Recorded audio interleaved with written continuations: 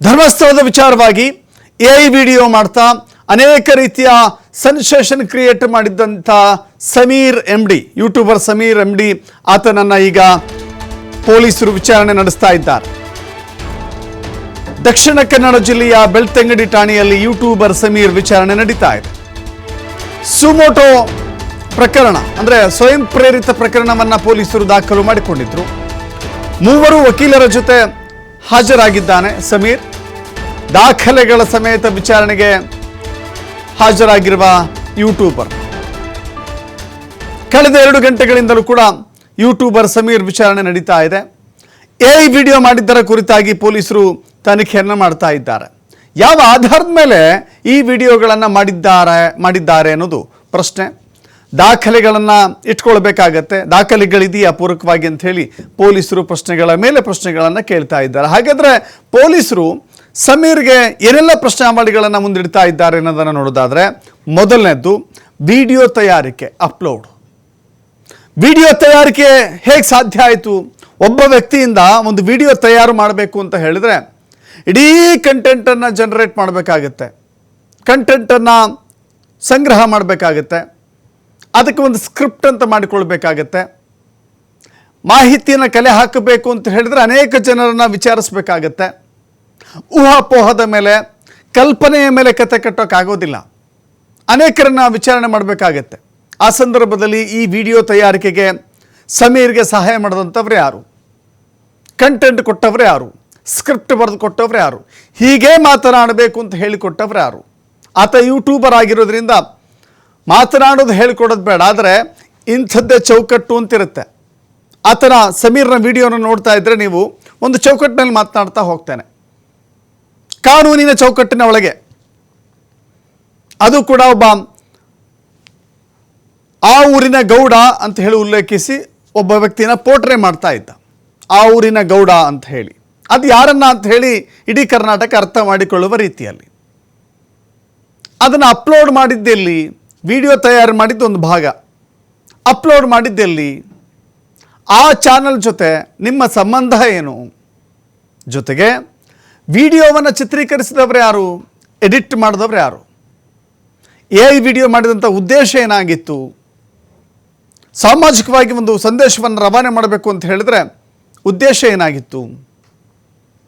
ಅದನ್ನು ಯೂಟ್ಯೂಬಲ್ಲಿ ಸಾಮಾಜಿಕ ಜಾಲತಾಣದಲ್ಲಿ ನಾನು ಅಪ್ಲೋಡ್ ಮಾಡ್ತೀನಿ ಅಂದರೆ ಕಣ್ಣು ಬಿಡೋದ್ರಲ್ಲೇ ನೋಡಿ. ಯೂಟ್ಯೂಬ್ಗೆ ಯಾವುದೇ ಒಂದು ಸಾಮಾಜಿಕ ಮಾಧ್ಯಮದಲ್ಲಿ ಅಪ್ಲೋಡ್ ಮಾಡುವ ಮುನ್ನ ಆ ಕಂಟೆಂಟೋ ಆ ವಸ್ತು ನಿಮ್ಮದಾಗಿರುತ್ತೆ.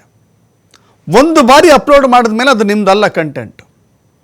ಅದು ಸೋಷಿಯಲ್ ಪ್ಲ್ಯಾಟ್ಫಾರ್ಮಲ್ಲಿ ಎಲ್ಲರಿಗೂ ಸಿಗುವಂಥ ಫೋರಮ್ನಲ್ಲಿ ಹೋಗಿಬಿಡುತ್ತೆ. ಎಲ್ಲರೂ ಕೂಡ ಅದನ್ನು ನೋಡ್ತಾರೆ, ವೀಕ್ಷಿಸ್ತಾರೆ. ಅಂಥ ವಿಡಿಯೋ ಮಾಡಿದ್ದಾರೆ ಅಂತ ಹೇಳಿದ್ರೆ ಏನು ಉದ್ದೇಶ ಇತ್ತು? ಇನ್ನು ಸಾರ್ವಜನಿಕರಲ್ಲಿ ಗೊಂದಲ ಸೃಷ್ಟಿಯಾಗಿದೆ, ದ್ವೇಷ ಹುಟ್ಟಿಸಲಿಕ್ಕೆ ನೀವು ಕಾರಣ ಆಗಿದ್ದೀರಿ, ಇದು ನಿಮ್ಮ ಉದ್ದೇಶ ಆಗಿತ್ತಾ? ಇನ್ನು ವಿಡಿಯೋನಲ್ಲಿ ಹೇಳಿದಂಥ ವಿಷಯಗಳ ಸತ್ಯಾಸತ್ಯತೆಯನ್ನು ಹೇಗೆ ದೃಢಪಡಿಸ್ತೀರಿ ನೀವು? ನೀವು ಇದೆಲ್ಲವೂ ಕೂಡ ಕಲ್ಪನೆ. ಈ ಘಟನೆಗಳಿಗೆ ಹೋಲಿಕೆ ಆಗುವ ಕೆಲವು ಕಡೆ ಡಿಸ್ಕ್ಲೇಮರ್ ಹಾಕಿರ್ತಾರೆ, ನೀವು ನೋಡ್ತಾ ಇರ್ತೀರಿ ಆ ಧಾರಾವಾಹಿಗಳಲ್ಲೋ ಸಿನಿಮಾಗಳಲ್ಲೋ. ಇಲ್ಲಿ ಬರುವ ಪಾತ್ರಗಳು, ಇಲ್ಲಿ ಬರುವ ಸನ್ನಿವೇಶಗಳು ಕೇವಲ ಕಾಲ್ಪನಿಕ, ಇದು ಯಾವುದೇ ವ್ಯಕ್ತಿಗೆ ಯಾವುದೇ ಸ್ಥಳಕ್ಕೆ ಸಂಬಂಧಿಸಿದ್ದಲ್ಲ ಅಂತ ಹೇಳಿ ಒಂದು ಡಿಸ್ಕ್ಲೇಮರ್ ಹಾಕ್ತಾರೆ. ಇಲ್ಲಿ ಯಾವುದು ಕೂಡ ಡಿಸ್ಕ್ಲೇಮರ್ ಇಲ್ಲ.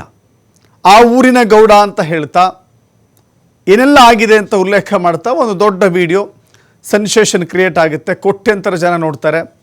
ಬೆಳಗಾಗದ್ರಲ್ಲೇ ಬೆಳೀತಾನೆ ಸಮೀರ್. ಆದರೆ ಇದರ ಮಧ್ಯೆ ಸಾಮಾಜಿಕವಾಗಿ ಕೆಲವಷ್ಟು ಗೊಂದಲಗಳನ್ನು ಕೂಡ ಕ್ರಿಯೇಟ್ ಮಾಡ್ತಾನೆ. ಅಪ್ಲೋಡ್ ಮಾಡಿದಂಥ ವಿಡಿಯೋಗಳ ಪೈಕಿ ಒಂದು ವಿಡಿಯೋನ ಡೆಲೀಟ್ ಮಾಡ್ತಾನೆ. ಹೀಗಾಗಿ ಅನುಮಾನಕ್ಕೆ ಕಾರಣ ಆಗುತ್ತೆ. ಅದು ಮೊಬೈಲ್ ಬಳಸಿದ್ರಾ, ಎಡಿಟ್ ಮಾಡಲಿಕ್ಕೆ ಕಂಪ್ಯೂಟರ್ ಬಳಸಿದ್ರಾ, ನೀವೊಂದು ಮೀಡಿಯಾ ಹೌಸ್ ಮಾಡ್ಕೊಂಡಿದ್ದೀರಾ, ಅಥವಾ ಮನೆಯಲ್ಲೇ ಒಂದು ರೂಮ್ ಮಾಡ್ಕೊಂಡು ಅಲ್ಲೇ ಎಲ್ಲ ಕೆಲಸವನ್ನು ಮಾಡ್ತೀರಾ? ಲಾಗಿನ್ ವಿವರಗಳು ಯಾರ್ಯಾರ ಬಳಿ ಇದೆ? ಧೂತ ಚಾನಲ್ನ ಜೊತೆ ಯಾರ್ಯಾರು ಭಾಗಿಯಾಗಿದ್ದಾರೆ? ಯಾರು ಈ ವಿಷಯ ನಿಮಗೆ ಹೇಳಿಕೊಟ್ಟಿದ್ದಾರೆ? ವಿಡಿಯೋ ಮಾಡಲಿಕ್ಕೆ ನಿಮಗೆ ಪ್ರೇರೇಪಣೆ ಕೊಟ್ಟಂಥವ್ರು ಯಾರು? 2018ರ ಸಾಕ್ಷ್ಯ ಸಂರಕ್ಷಣಾ ಕಾಯ್ದೆ ಬಗ್ಗೆ ಮಾಹಿತಿ ಇದೆಯಾ?